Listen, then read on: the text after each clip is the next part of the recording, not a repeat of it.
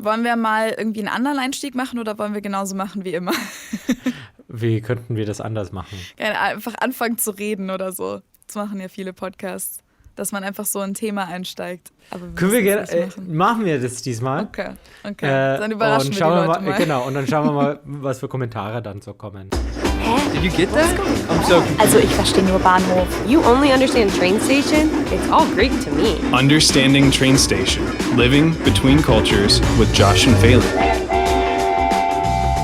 So it's midterm elections in the US, and I was up pretty late watching the results, but we still don't really have results. Today that we're recording, I should probably say it's November 9th, so it's the day after the elections.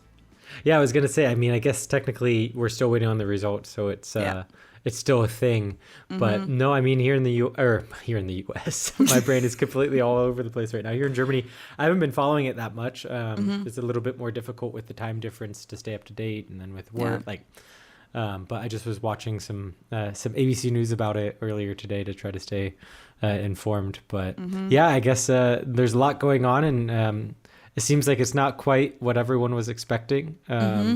So I'm intrigued to see how the cards fall in the end. But yeah, definitely a topic. Which actually makes me think that I saw that someone said you should do another idioms episode soon. Now that you just said how the cards fall in the end. I don't even think you actually say how the cards fall. I think it's actually how the chips fall. I don't know. Don't ask me. Just as I said it, I was like, that sounds a little weird. So let me know in the comments if it's chips or cards. I think it's chips. Now I have to look it up. I wouldn't know. But yeah, back to the midterms. I was thinking that actually makes sense what you're saying, that you're not really paying attention to it too much in Germany, because Germany is pretty big on American politics, I would say. And I think we've talked about this before. But in regards to the midterm elections, people don't follow it nearly as much as the presidential elections or other big topics or riots or protests that are happening. I mean, of course, like, people report about it, but the midterms always seem like this big kind of, like, this riddle, this mysterious thing that people don't really quite know who is elected, who is up for election, what is all decided. I mean, I think Germans overall know that it's about the Congress, so the American Parliament, and that it's important because in Germany, when we have elections, the parliament elections or parliamentary elections, is that what you would say? Yeah. And the executive elections, so the chancellor is connected, right? We don't even vote for the chancellor directly. So like when the parliament changes, the chancellor changes as well. Yeah. Whereas in the US, those are separate things. And that's why the midterms are always so important. Yeah, I mean, I don't know how in detail we should try to explain it right now, but generally, I mean, the president is president for 4 years, and then halfway through those 4 years are the midterm elections, which is mostly, it's the House and the Representatives, so the two bodies of Congress, or the two houses of Congress. However, it's not always all of them. So representatives from the House of Representatives, they serve 2-year terms, so every 2 years they have to get reelected. So that's all of them. So all of the House is being elected, yeah.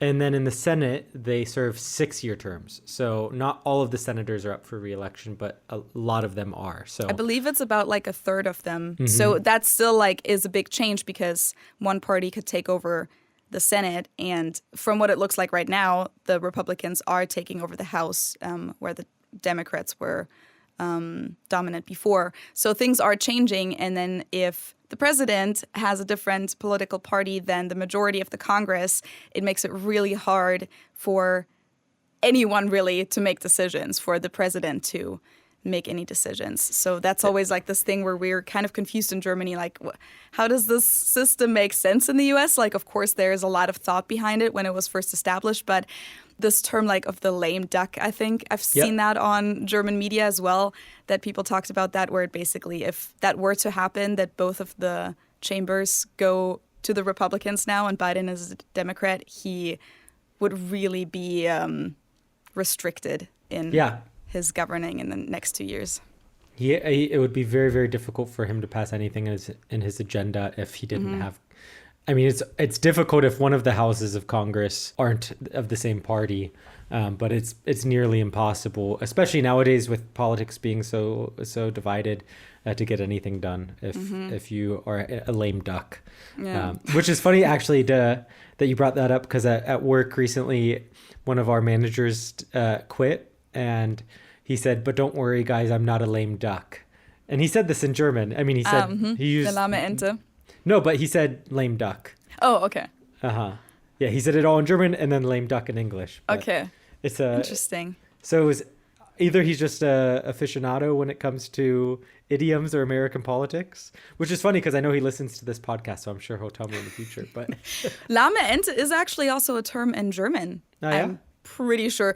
I am at this point in my life where I think we mentioned this recently, or we talked about it in private, where I kind of feel like I'm losing my Sprachgefühl, like the feeling for my first language, or even both languages. I don't even know. It's almost like sometimes when you ask me a question, I'm like, I'm not quite sure, like a question regarding the German language. German. And but Lahme Ente, I'm pretty sure that's a term that we would always use, not really, or at least I wouldn't connect it to a political context. I feel like that's something that kids use, for example.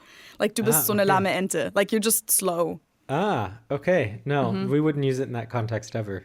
Yeah. Yeah, it's for us, it's very much a political term. Germans, please correct me in the comments if that was completely wrong, but I'm 99% sure. You're probably but yeah, right. in addition to the House and the Senate, and that's always something that like is so confusing to me, because you really have to look up in your state and in your county what else is up for election, but there's always like other things. So in some states, they're electing their governor also, which is a big thing. Not in all states, though. And then I think in most states, they also have like issues that they vote about. So amendments to add to the Constitution, to the state constitution, that people get to vote yes or no. And that's kind of an interesting thing, because I know you guys have always have these like really long ballots, and you really have to be informed beforehand, because otherwise you're going to be in the voting location and you're like, oh, I don't even know what any of this is. Whereas in Germany, we really just usually have to do two little crosses or two little check marks. That's one of the advantages of voting by mail as well, is then you have a little bit more time with the ballot to explore or to do some research. You can obviously look at sample ballots before you go to the polling location or the voting location. But yeah, there's a lot to vote for on American ballots. As far as and judges. I forgot that too. Yeah, you vote for judges. You vote for local elections as well. Normally take place at the same exact time. And election day isn't a holiday or on a weekend in the U.S. So that's another thing as far as voter participation is concerned. Yeah. It's more difficult to vote. You have to work around your work schedule, so on and so forth. So. Yeah, voting is a huge topic. I know we've covered it somewhat in the past as well. We talked about the German elections last year, because we had the big elections. Yeah, so these are just some Einblicke or insights into how things work in the U.S. But the ballot's super long.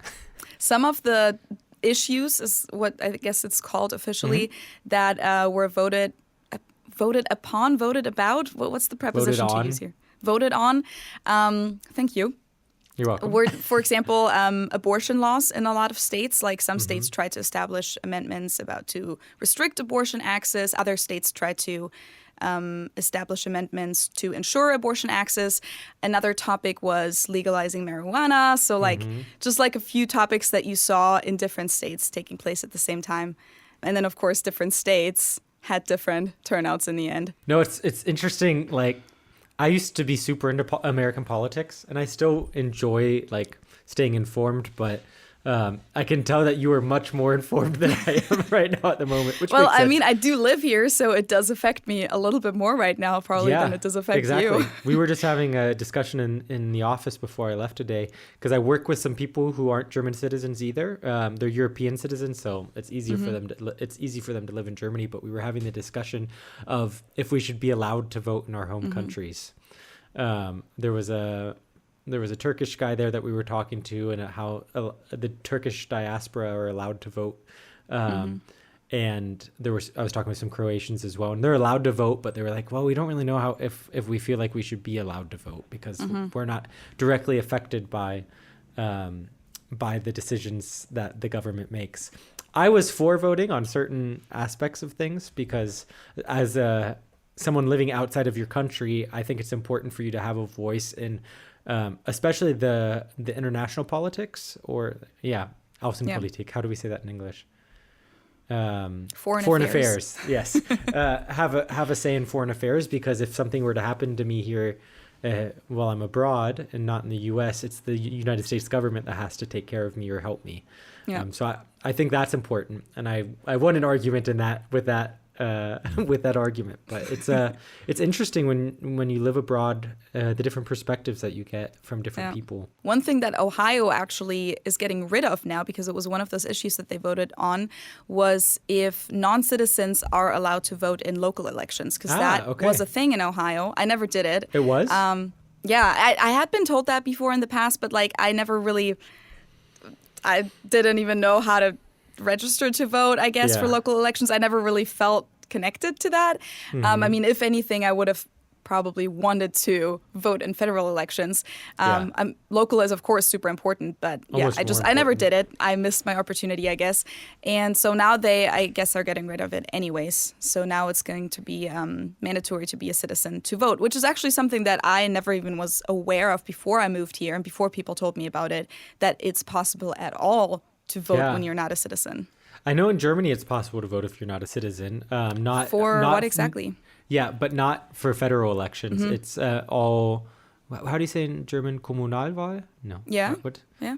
I know. We were talking about this at work. This is just pure information that I got from the discussion. This isn't verified, researched information. But like as far as voting for the mayor is concerned, foreigners are allowed to. See, interesting. I didn't know that either.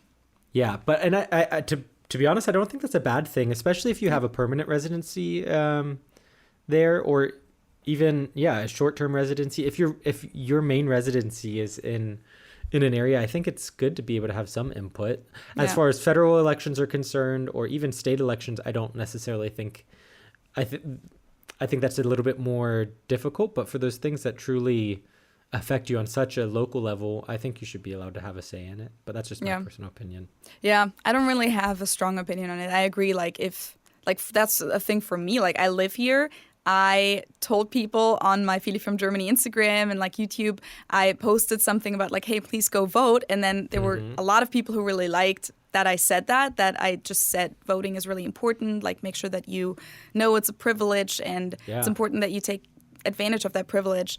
But then there were a few comments where it was like, oh, how ironic that you're trying to tell us what to do when you're not even allowed to vote. And it's like, if anything, that makes it even more relevant for me to tell you guys to vote, because I'm going to be affected by the outcome either way. The decisions that you make, Yeah, because like I can't vote, that is true, but I am a resident here. So I am going to be affected by the outcomes and the laws and the restrictions. Mm-hmm. So I do agree that residents should have some kind of say, at least in local elections. I agree with that. Maybe even on a state level. But that's like, then it gets complicated. Like, where do you stop it? Like, and with what reasoning? Like, where's the limit there? Yeah, you just get into all of these conversations. I'm thinking, like, one thing that we learned in school about the American Revolution was no taxation without representation. Mm-hmm. Was like a big outcry, or one of the main cheers of, or like battle cries of, if you will, of the revolution. And for foreigners living in the U.S., you don't get representation, but you still have to pay taxes. So I don't know. I'm not saying I have the answer. I'm just saying it's an interesting thought. Very much so. Yeah. Same with Puerto Rico. Yeah. They don't get to vote, right? Federally. Not in federal elections. But but they have a governor. They have a governor, and they have a representative in Congress, but it's a non-voting representative. So they can. So weird. Yeah, it's weird. But if I'm not mistaken, I don't think in Puerto Rico they pay federal income tax. Oh, okay. But yeah, that's we're getting into details, and I want to be hesitant of putting out spreading wrong information. Gefährliches Halbwissen. Exactly. But a completely different topic, if that's okay, unless you have something else to add to the midterms. String cheese. Do you know what string cheese is?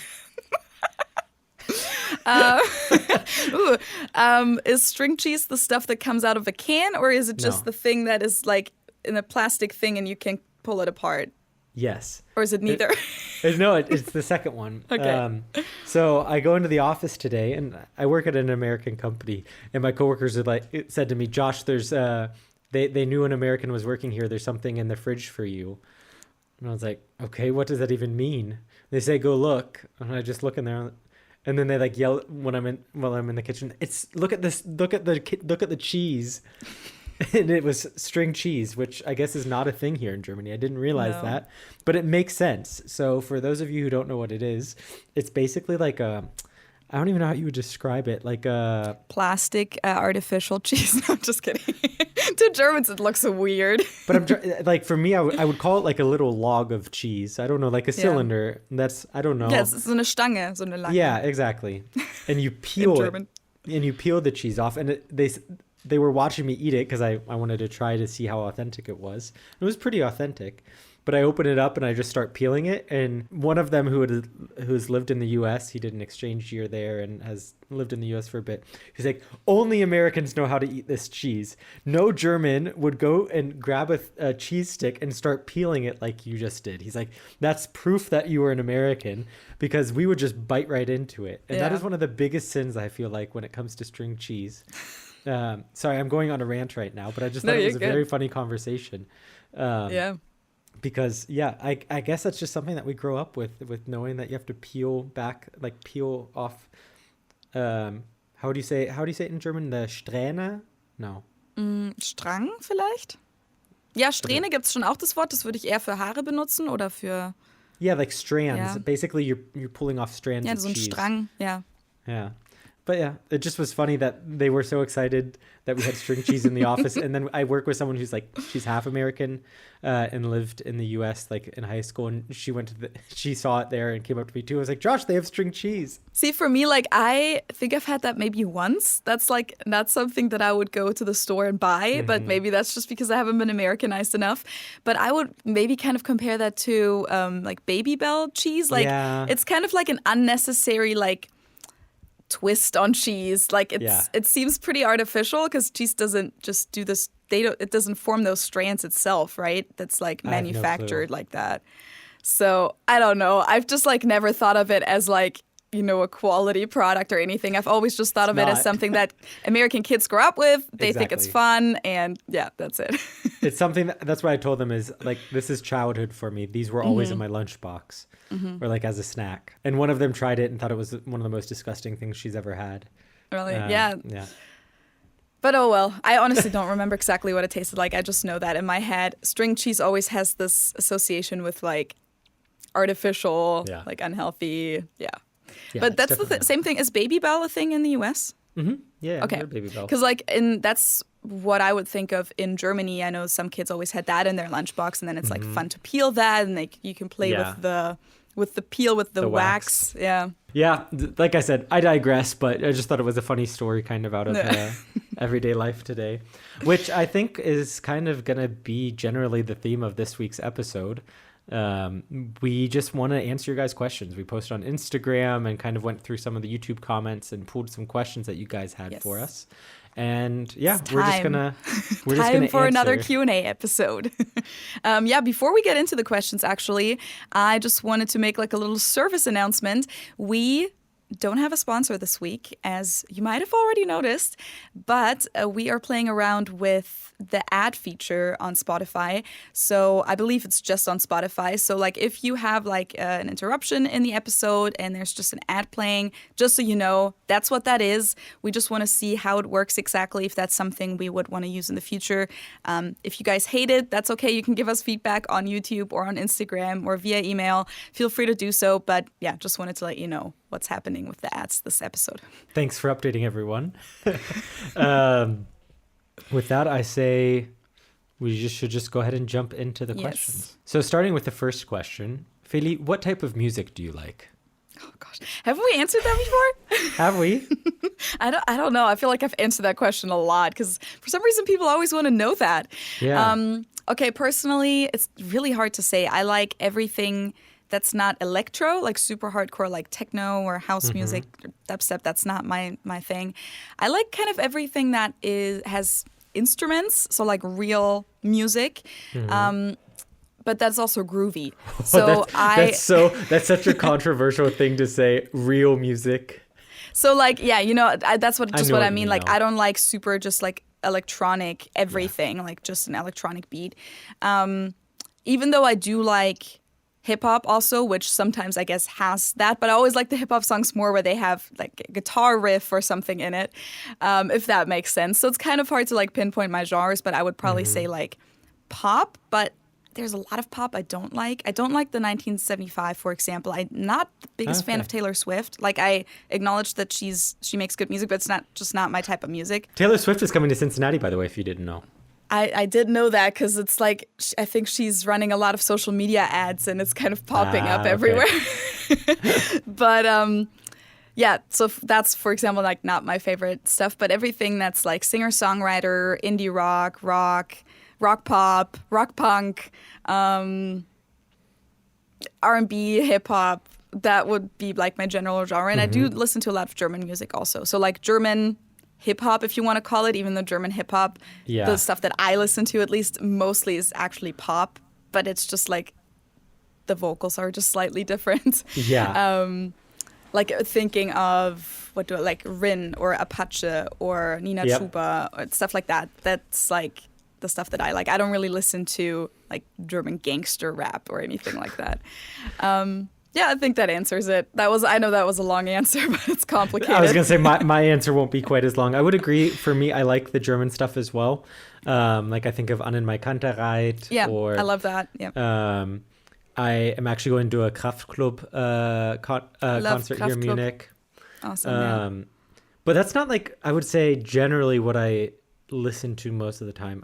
I listen to a lot of Spanish language music, kind of like a reggaeton, but like there's also kind of trap music that's like Latin.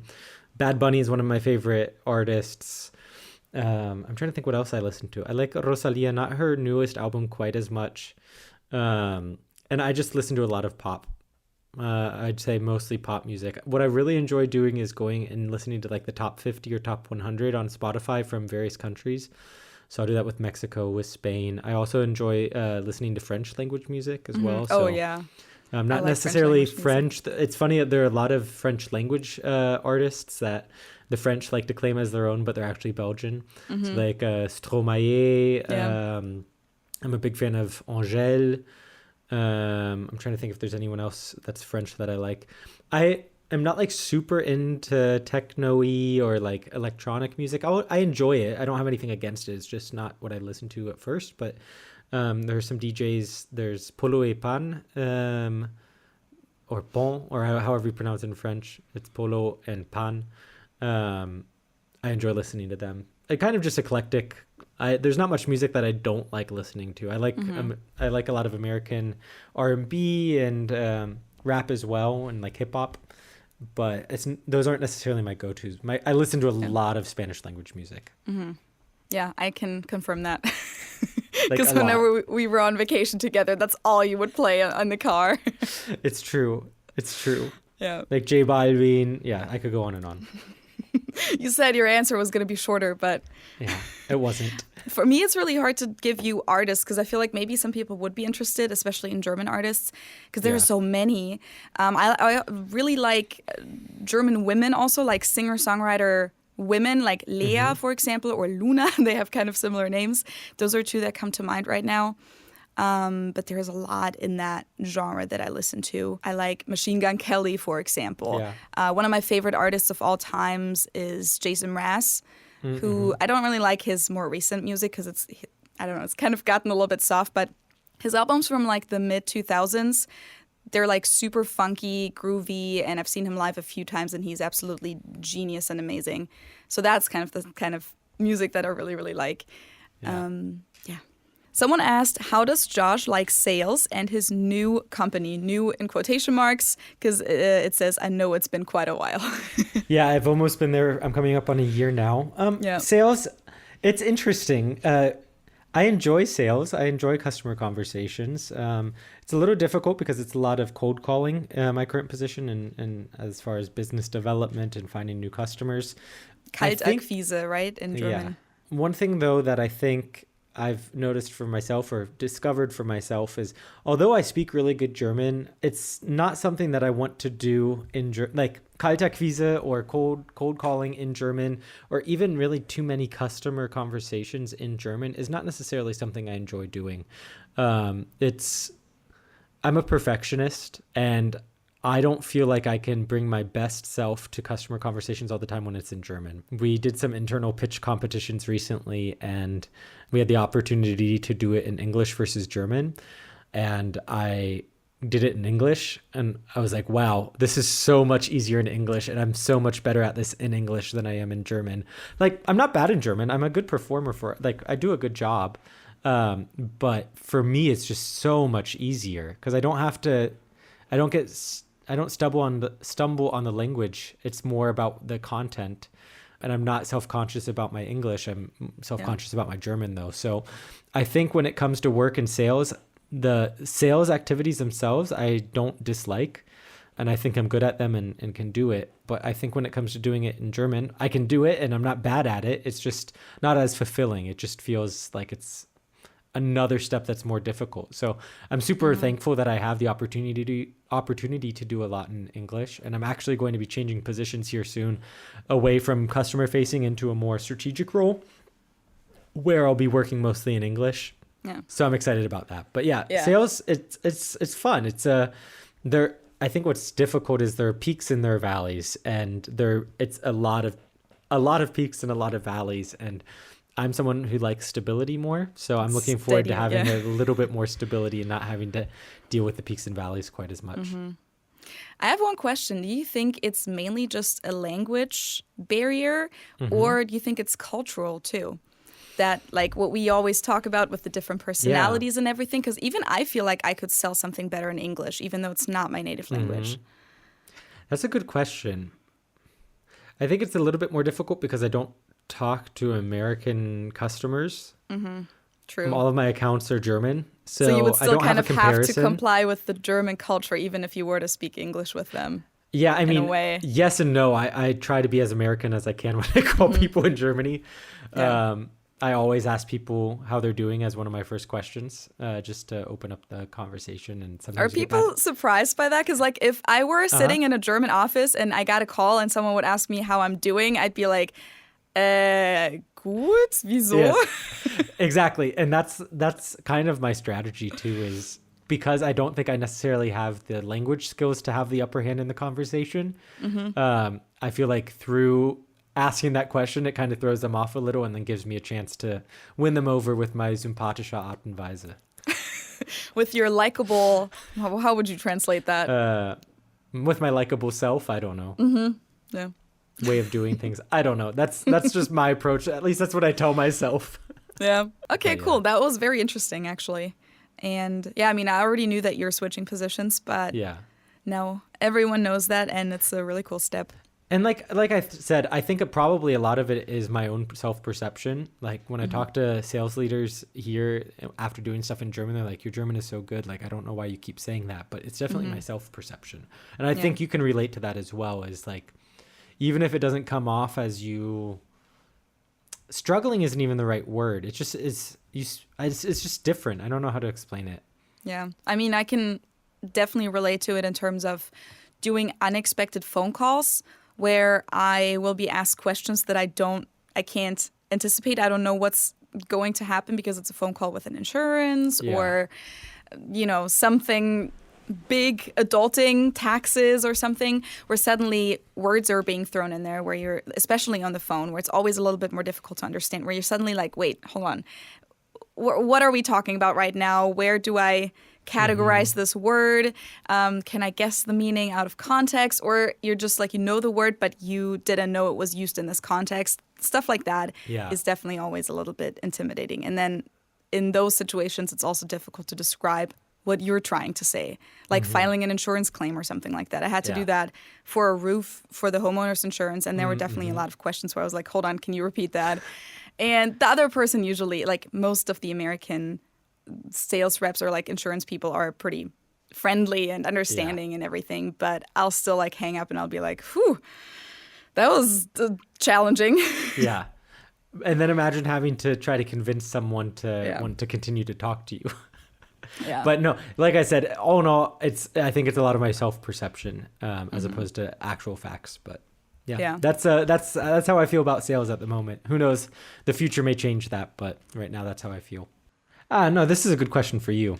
Okay. It's not really a question the way it's written, but I think we can understand the question. Something cool and extraordinary that happened to you because you're podcasting, which I guess for you, it's a little bit more difficult to pinpoint it to podcasting. I mean, I get to meet people sometimes. That's really cool. At Oktoberfest, we talked about that. There were a lot of people who recognized me. There was one girl that recognized me in Venice. That was also kind of unexpected and cool. Yeah. But I guess it's also, of course, nice to be invited to things and to be able to do collaborations with events or institutions. Like, I've collaborated with the German embassy before and kind of more official institutions. So that's always cool. Or like at the local Oktoberfest, at one of the local organizations here at Germania, for example, a lot of people recognized me, a lot of teachers, they were German teachers, and were super excited to talk to me. And that's always really nice. But most of that, of course, is because of my channel. Exactly. Yeah. So I don't really know how to answer that. Yeah, that's actually not... As I was reading it, then I saw the podcasting and I was like, that might be a little bit more difficult for Feely. I know for me, it's been cool / weird to be recognized. I think I've talked about being recognized a couple different times, but Yeah, one time at work. Twice at work, actually. Oh, one of our twice new at work. bosses started and he actually knew me from...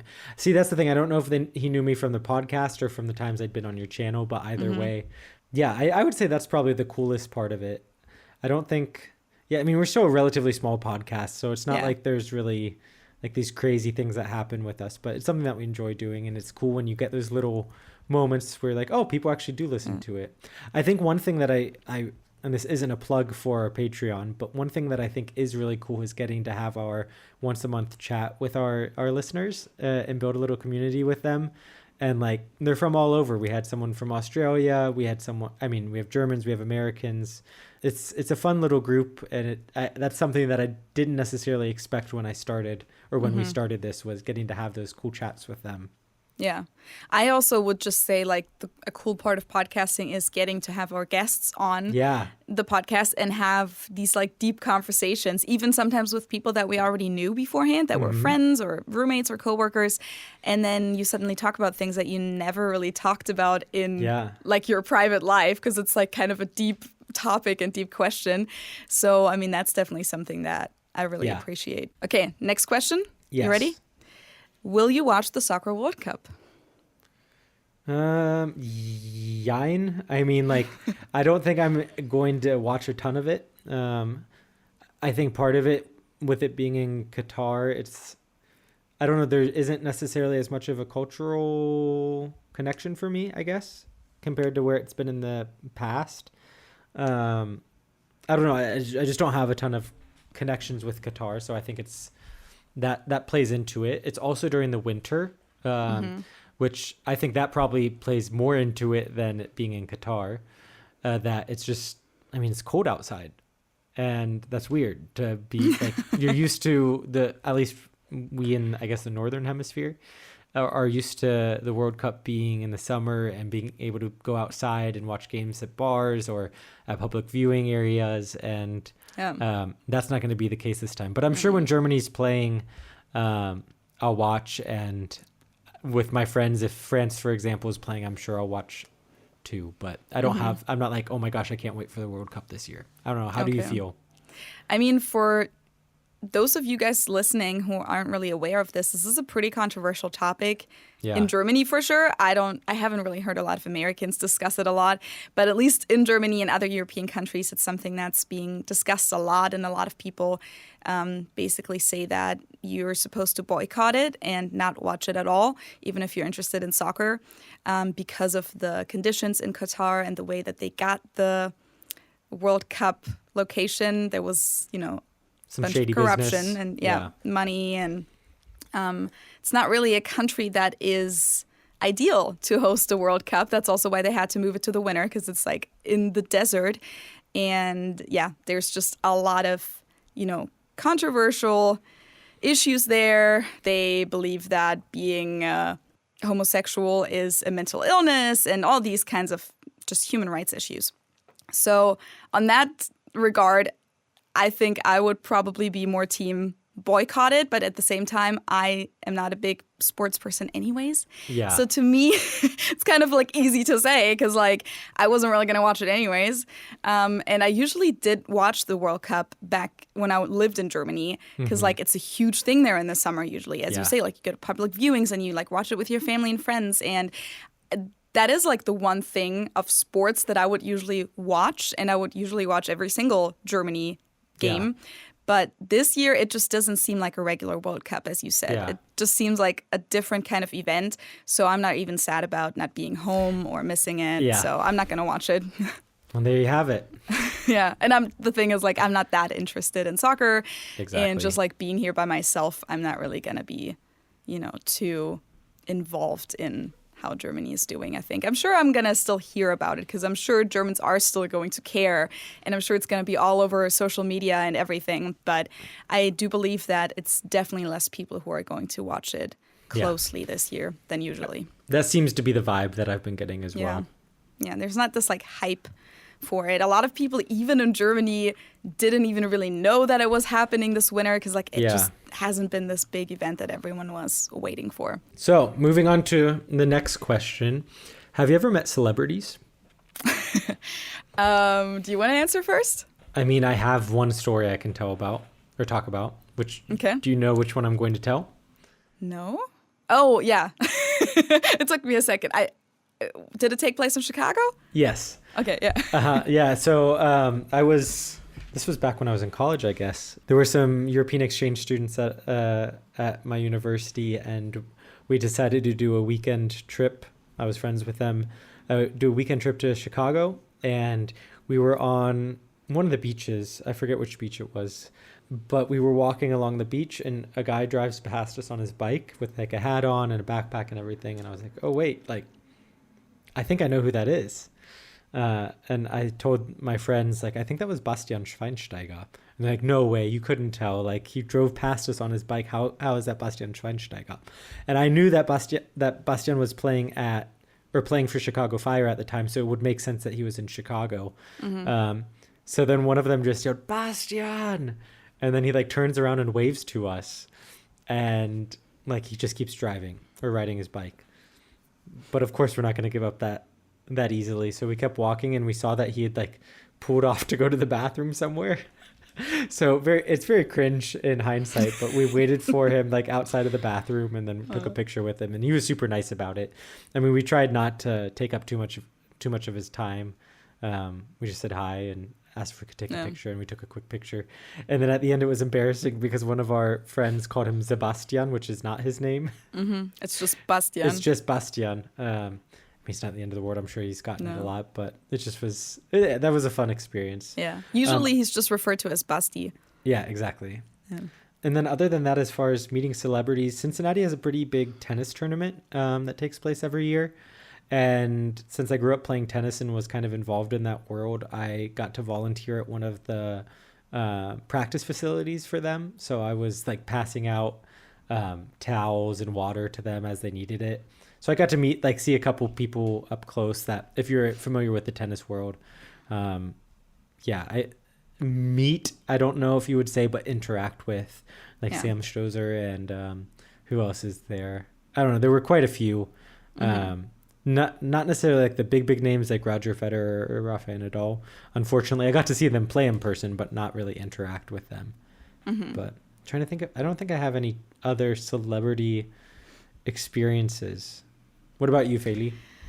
I can't really think of like a lot of celebrity experiences either. It also kind of like depends like who is a celebrity, but exactly. I guess like if you're talking celebrity? about like big names, I guess like the one that I've definitely met that I can think of now that is a big name that I've talked to and everything is Jürgen Drews. And he's like the biggest Schlager singer in Germany. Okay. So every German knows this name.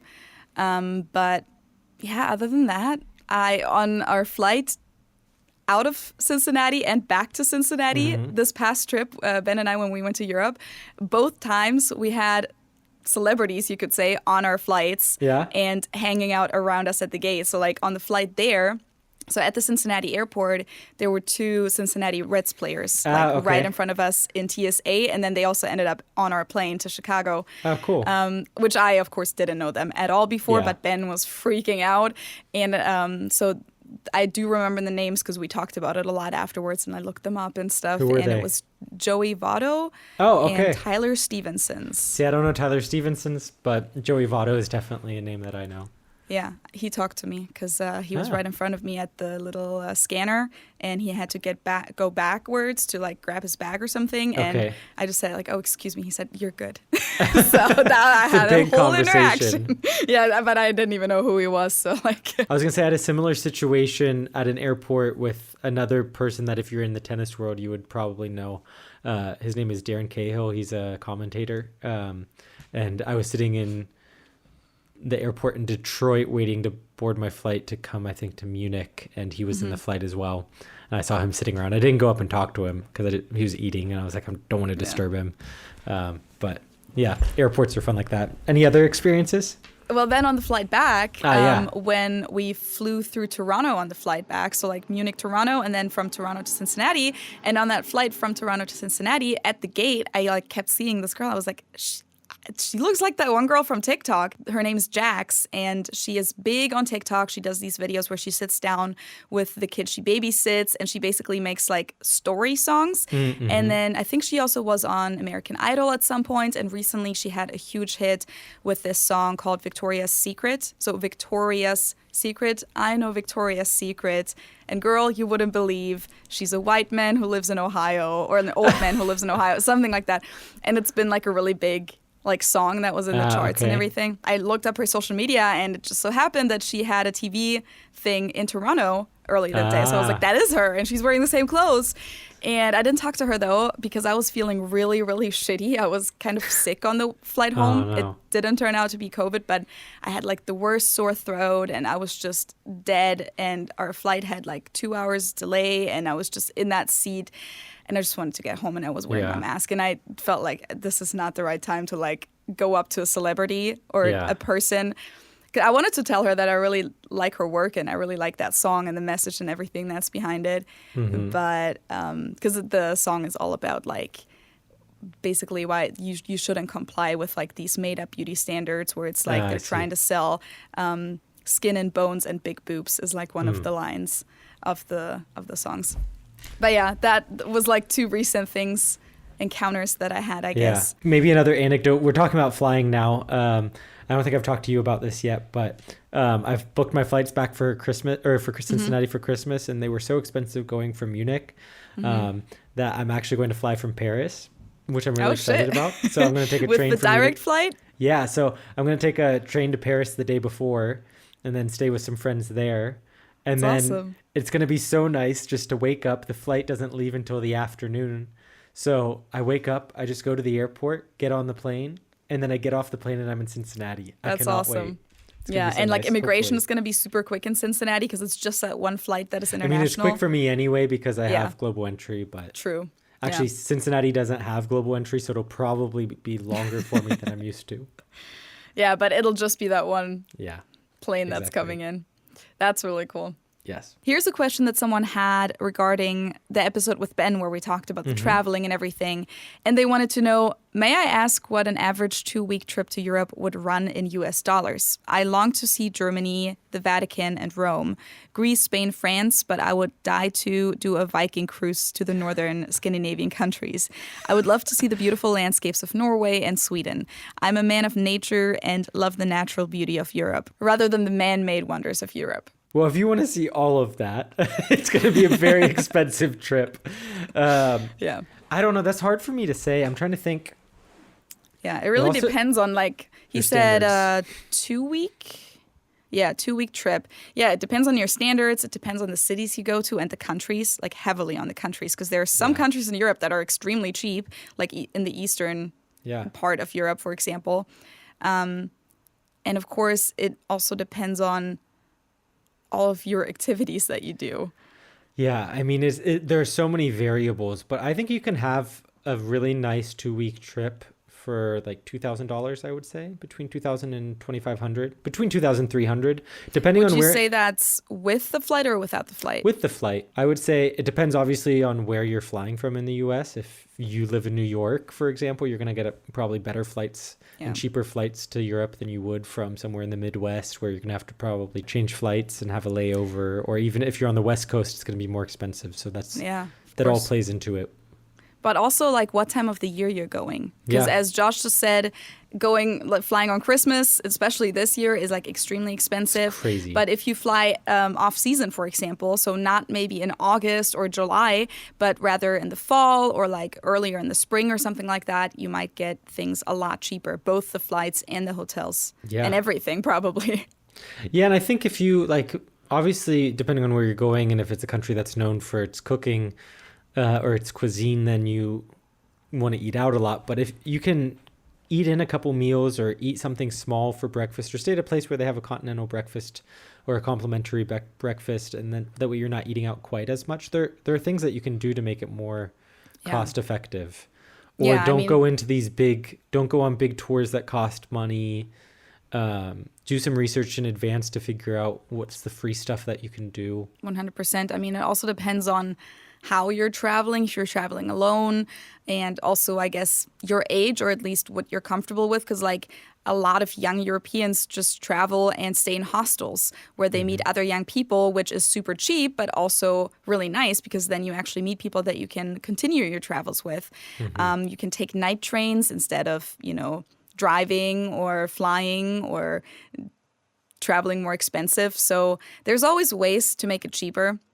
And the good thing is that public transportation is really good within Europe. So you're not going to have to rent a car or anything like that or do everything by plane.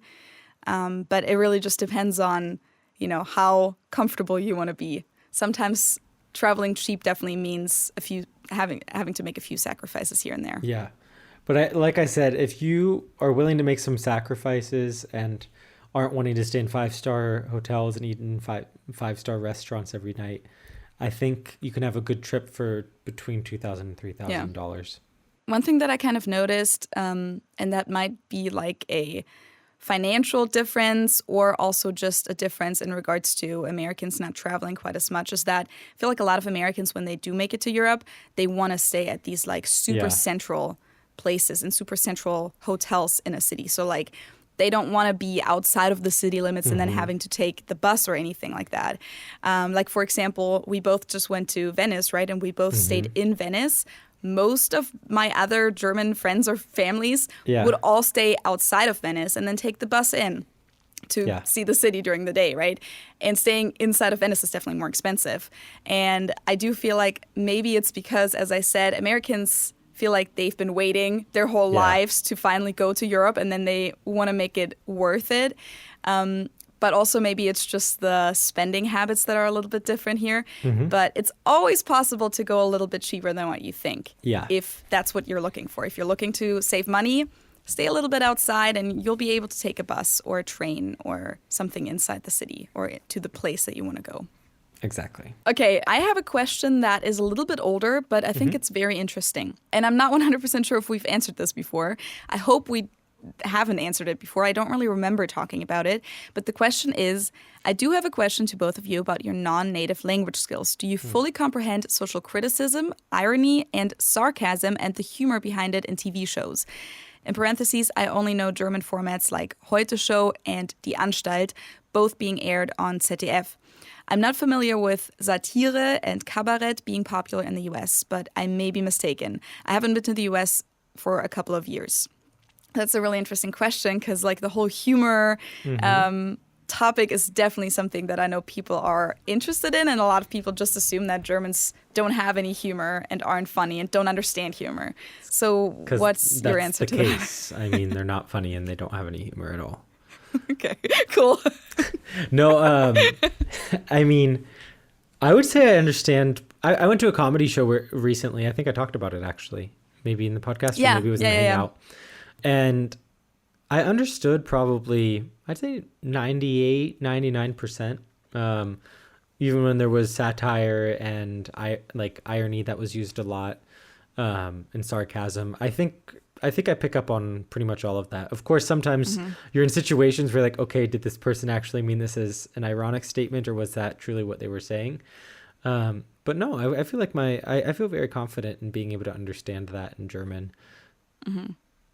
What about you? I feel like it really depends on the comedy, because maybe that's sounding a little bit arrogant. I don't know, but I feel like a lot of American comedy is pretty simple. Yeah. And doesn't go very deep. And so a lot of that is pretty easy for me to understand, because it's just about, relationship patterns or funny stories at the office or penis jokes. I don't know. Like a lot of the comedy that I have seen so far in the US is definitely easy to understand for me. But then there's also, of course, situations where it goes a little bit deeper and there are references to something. And we've talked about this in the past. It's the references that get me. If there are references to political things that I'm not aware of, pop culture that I'm not aware of, any type of just name dropping for like a person that everyone knows what that is supposed to mean now and I'm completely lost, or a show or an event, those are all things where, I'm going to be lost. And it's not necessarily a language issue. It's more just like a knowledge. I'm lacking the cultural knowledge there. Exactly. I was referring more to the language in my response, but I would 100% agree with what you said as far as if there are references that I just don't know because I didn't grow up with that culture, then it's more difficult for sure. Yeah. But generally, I would say, for the most part, I'm able to understand it. And I do know quite a bit of the cultural references, but every once in a while there's something that I don't know. It's not related to satire, but I recently realized that airheads don't exist in Germany. You know the candy airhead? Phoebe? I mean, I know of it. I don't know if I've ever had it. Because in the office, they had the German equivalent of it. Frit is the name of it. Do you know what warheads are?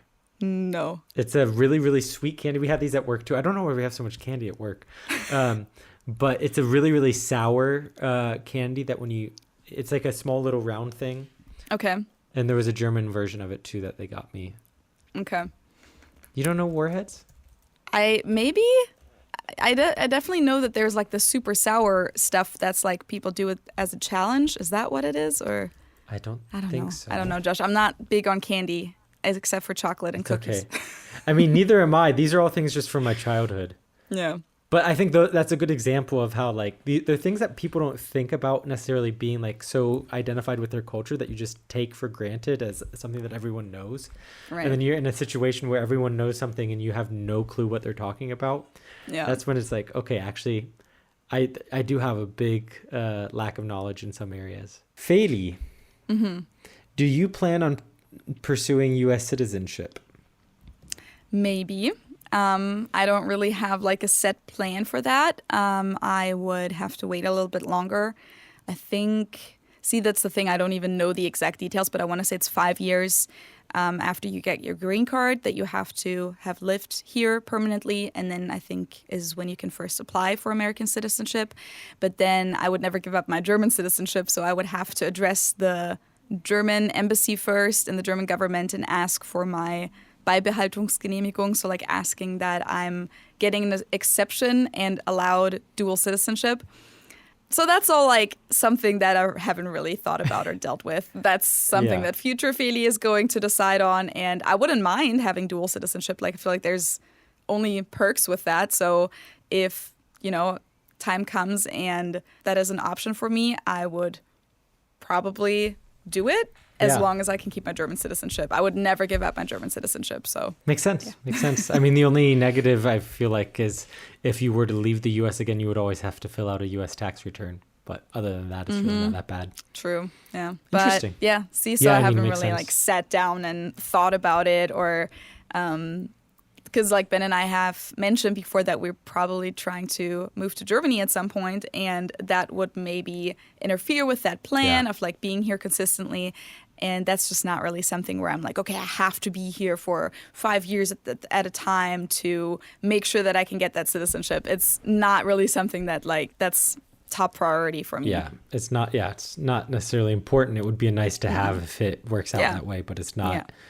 It's not something that's influencing your decision making at the time. No. And it's not like I'm here in order to become an American citizenship. Like that's my master plan or anything like that. Yeah. No. makes sense. How authentic is Mexican food in Munich? For example, Condesa at Münchner Freiheit. And that's interesting because that's the restaurant that Seymour recommended when he was on the podcast. So that was like almost 2 years ago at this point. I'm going to link the episode. He's a coworker of yours who's from Mexico, lives in Cincinnati, but has lived in Munich before. Yeah. So he said that there is authentic Mexican food and that restaurant is actually one of those. I don't know if that might be making an extreme. Hello, English. That might be making an extreme statement. It's the closest thing to it. I mean, it's good. It's tasty. But I would say most of the Mexican food I have here is just meh. Like, it's, like I said, you can eat it. It's nice. It's reminiscent of Mexico. But it doesn't compare. It doesn't compare. Probably, like, I know you talk about Italian food in Cincinnati a lot or in the U.S. compared to actual Italian food.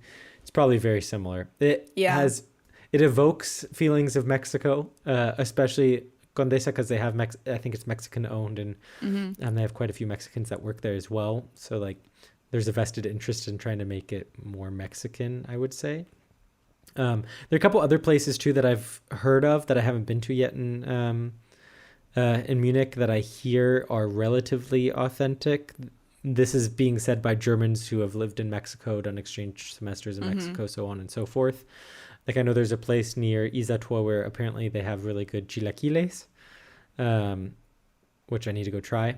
But I wouldn't say it's like super authentic. It's, like I said, reminiscent. Yeah, that's exactly what I always compare it with. That's how Mexican food is in Germany. Like, we're just far away from Mexico. We don't have a lot of Mexicans living there, and we don't really have a good idea of Mexican cuisine. So like, you can sell Germans Mexican food and they're going to be like, oh, that's amazing. And it's really not at all what people eat in Mexico. Or like, you'll go to like kind of these bars that we have where it's Sausalitos, for example, is a chain. That's not authentic. Or what's the one at Münchner at Gisela Straße where it's like right at the corner? Yeah, it's Don something. Yeah, I forget exactly what it's called. And I used to go there a lot for like cocktails and stuff like that. And then they would have Mexican food in quotes on the menu, and you would order chips and salsa, and it's just not even salsa. It's some weird ketchup sauce. It's horrible. It's Which so of course bad. I never knew about before I came to the U.S. Because like in the U.S. you get pretty authentic Mexican food compared to Germany at least, and then I was like, oh, Mexican food is amazing. Before that, I always just thought, I don't know what people like about Mexican food. Oh, Feli, you have to go to Mexico and have like real Mexican food too. Because in the U.S. it's good. In Mexico, it's out of this world. But that's also how I felt about Italy too. Well, Seymour actually said that he felt like a lot of the Mexican food in the U.S. is even better because he feels like the good ingredients are being sent to the U.S. instead of being used in Mexico itself. He did say that. I think also part of what goes into a food experience is not only the food itself, but the environment and the ambiance that goes along with it. So even if the food is like really, really good in the U.S. as far as Mexican food, you still are in Cincinnati. Yeah, like, so I think the whole package of being in Mexico, having like a really good taco or something, it's just a different experience. And like I said, it's the same thing that I experienced when I was in Italy. Like, I'm sure you have, as far as quality is concerned, very, very similar in Germany, but you're in Germany. Yeah, I would actually confirm that. Like, I feel like personally the Italian food in Munich, at least, if you go to the right restaurants, is the exact same as in Italy. But you're, of course, lacking the experience and the... Exactly. I mean, it can be super nice to sit outside of Munich as well. Munich is beautiful. But you're not going to be in Italy eating that pizza or that pasta. Mm-hmm. And I can never really judge it from meat. So that's always like a big thing for me with like when people ask me about food authenticity, even like here with German food, it's like I feel like a lot of it is you can judge it by the meat dishes. Yeah. And I can't judge that because I don't even know what they're supposed to taste like in Germany, and I've never tried them here. So I can really only ever judge it based on like, the pizza, the pasta, the quesadillas, the vegetarian burritos, the, those kinds of things. Yeah. Which, I feel like if you eat like shrimp or meat or any like other kind of animal products, it might even give you a better idea of like the quality difference there. Yeah. Yeah. Yeah. Now I'm just thinking about Mexican food and how badly I want a good mole. It's What depressing. is that? Mole, That's something. like guac? No, Or- oh God, no, no, I Bailey. was like, what?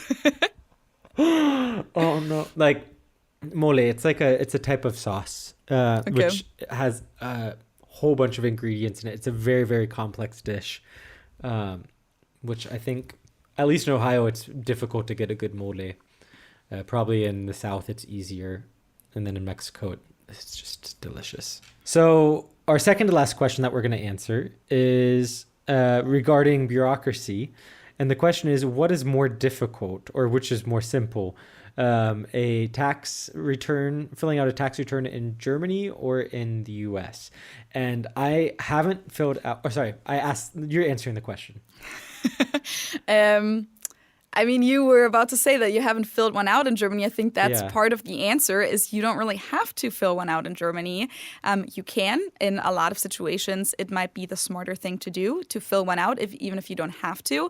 But if you're a regular employee, so like in the US, if you were on a W-2, you don't actually have to fill one out. It's just all handled automatically in the background. So your taxes are being taken out automatically from your paycheck, and that's pretty much it. That's all you have to do most of the time. With that being said, I have filled them out in Germany before because I was on a self-employment status there before while being a student, so it was kind of complicated. And in the US, of course, I had to fill them out from the very beginning as a student here, and it was always the most complicated thing. Even as a student? So, yeah. Everyone who is in the US, even as a non-resident alien, you have to fill out a tax return. Even if you don't have any income? Well, when I didn't have any income, it was easy. But then when I had my master's, I had income. Okay, and yeah, it was that pretty makes sense. complicated. So Yeah, and I mean, the U.S. tax returns get complicated because my understanding in Germany is when you fill out a Steuererklärung, you only do one. That's it. Mm-hmm. Whereas with different attachments. But yeah, it's just one. Whereas in the U.S., you have to do a federal tax return. You have to do a state tax return. And then depending on what municipality you live in, you have to do a local tax return. Mm-hmm. So if you lived, for example, within the city limits of Cincinnati, that means you have to do a Cincinnati tax return, an Ohio tax return, and a federal tax return. And there's software that helps you, like TurboTax or whatever, not sponsored, helps you do the state and the federal, but not the local. So the local one is like you print out a piece of paper and you have to fill it out and then send it into the city. Yeah.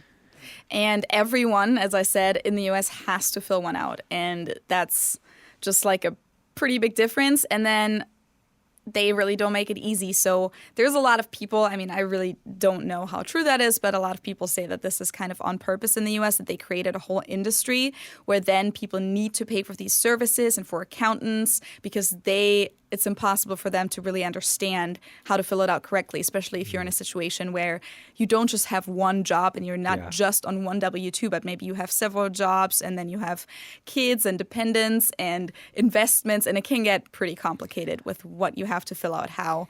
Exactly. So a lot of people end up paying money to even fill out their tax return.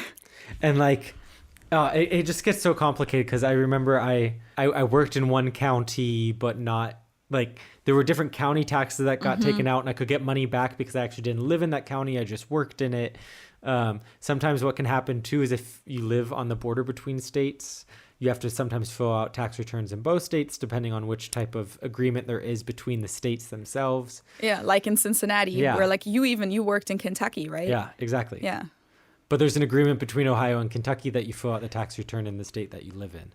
Yeah, so it gets crazy. very complicated. But life is very simple when you live and work in the same city with one job that you're employed at and have zero investments. Yeah, then you can do it all by yourself for sure. And I'm sure you can do it by yourself if you take a lot of time and do the research. But I would definitely answer this question by saying the American tax return is much more complicated. That was the question, right? Yeah. Well, which one is easier? The German one is easier, I would say. Of course, German people also have Steuerberater. That is also definitely a profession. But the industry just isn't nearly as big and not nearly as many people need those services. Mm-hmm. So the last question for you, Josh, is Does Josh see himself living in a different European country than Germany? Do I see myself living there? Possibly. Yeah. I think I could I think I would enjoy that. I think the countries that come to mind would either be maybe France, even though I don't speak French yet fluently. But most realistically, and the funny thing is I haven't been there before, but just from the Spaniards I know, or from the people I know, and just as far as cultural aspects that I think that I would really enjoy, I think it would be really interesting to live in Spain for a while and have some experiences there. It's easiest because I speak the language. It's further south, so it's warmer. And as far as the people are concerned, more relaxed. Just a different approach to life as opposed to the Germans. So I think it would be interesting to experience that for a time. I think I would enjoy it there. Yeah. Do you have any actual plans to do that at some point? Not at this point. At this point, I think what might be most realistic is maybe me moving to Ireland at some point.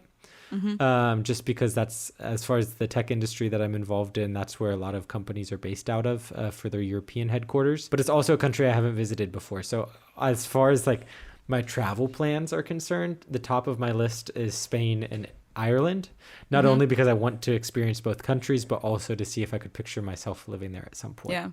Well, Ireland, I can definitely tell you, especially Dublin, that I know even Germans struggle with the weather there. Yeah. So like that would definitely be a very harsh contrast to like your life in Spain. Yes, exactly. So I think that there's lots of factors that go into making a decision like that. But right now I'm happy in Germany and don't have any plans on moving anytime soon. Awesome. I know this was supposed to be the last question, but now that we just talked about this, I remembered, and I don't know where this was, maybe in the YouTube comments, I saw a question where someone asked me if I have ever planned on moving to another US state. So maybe just like since we're already talking about it. Yeah, I don't know where it was. I can't find it now. I think it was on Instagram. For me, kind of yes and no. I mean, I have considered it, of course, because like after I was done with my master's and everything, I could have moved anywhere. Yeah, and I remember you were talking about it. Yeah, and like I did think about it, and the option is always there. I mean, it's there now too. I could do that. And there have been a few different like occasions where I thought about, like, for example, Ben was thinking about taking another job in another state at some point. And then I was thinking about, do I maybe just want to experience something else in the US? And I do really like California, but then again, it's like so expensive there. So at the end of the day, I never had actual plans to move somewhere else. And just for the reason that I couldn't really find a lot of reasons to do so.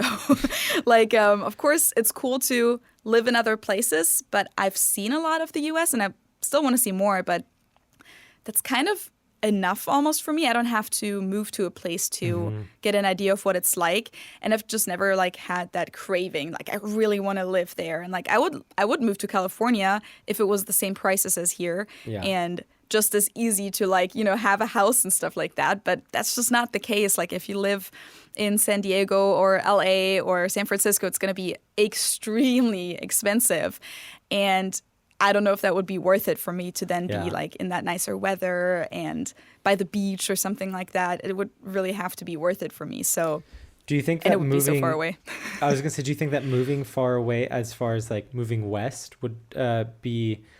Is there a negative associated with it because it's then longer to get back to Germany and more of a time difference, or does that play into your thought process at all? No, I wouldn't think that at all. I would feel like culturally, I would almost think it's closer to home. Yeah. And if I were to choose a coast, for me, it would probably be more the West Coast than the East Coast. But no, I never thought about it like being further away from home. I'm already so far away from home, it doesn't really make a difference at this point. No, I just was wondering. But answering the question, I really never seriously thought about it. I mean, I thought about it, but never seriously had any plans or considered it, or I was never looking into apartments or jobs anywhere else. So I just never had the desire. I really like it here. It's kind of all I need. And many people don't understand that, but I like that I was able to buy a house, that I like that I have the space. I like the relaxness. The relaxedness. No. I don't know that it's so relaxed here. Yeah.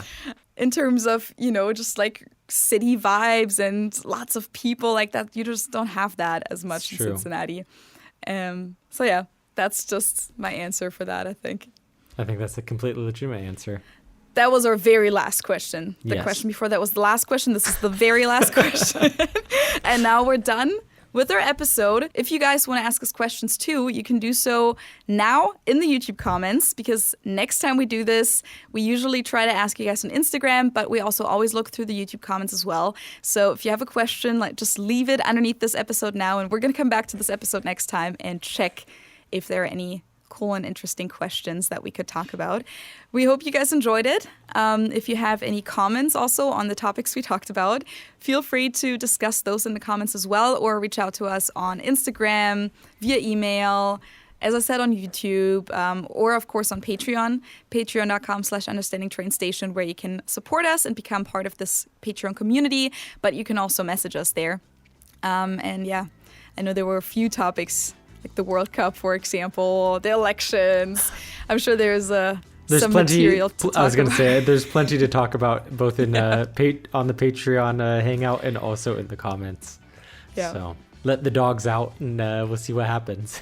Cool. Well, I guess that's it for this week then. Thanks for listening. We enjoy these Q&As too, because it's just a nice way to mix things up. So we hope that you guys enjoyed it and had some fun listening to our answers. We will talk to you again in 2 weeks. Tschüss. Ciao.